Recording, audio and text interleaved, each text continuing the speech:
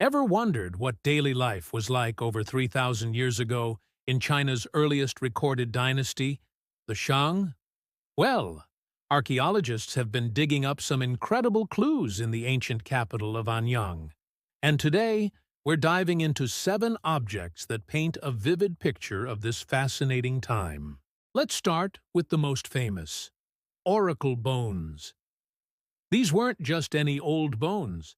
They were cow shoulder blades and turtle shells used for fortune-telling.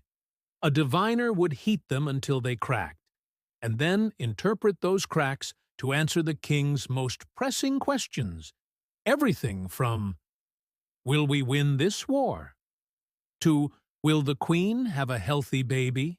These inscriptions are actually the earliest known form of Chinese writing, and they've helped us confirm the names of kings and powerful consorts, like the legendary female general Fu Hao. Next, a more sobering object. A large bronze executioner's blade. This wasn't a typical weapon for battle, but a ceremonial one used in ritual human sacrifices. The discovery of headless skeletons buried in royal tombs confirms this grim practice was a significant part of Shang Dynasty rituals. It's a stark reminder of the immense power the Shang kings held. But not everything was so grim. In Fu Hao's tomb, archaeologists found over 2 metric tons of stunning ritual bronze vessels. These weren't for everyday meals. They were elaborate, intricately decorated pots and cups used to offer food and wine to ancestors during lavish feasts. Imagine the craftsmanship and resources needed to create such masterpieces. Let's get more personal with our 4th item, bone hairpins. Thousands of these have been found, many beautifully carved from cattle bones.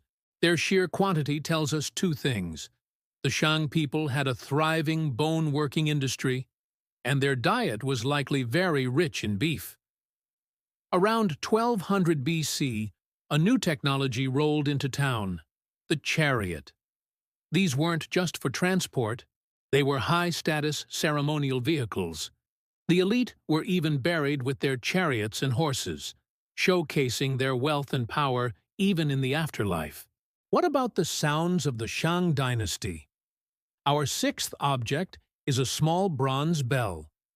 These were used in all sorts of ways, from being tied to a dog's collar to being part of ritual ceremonies.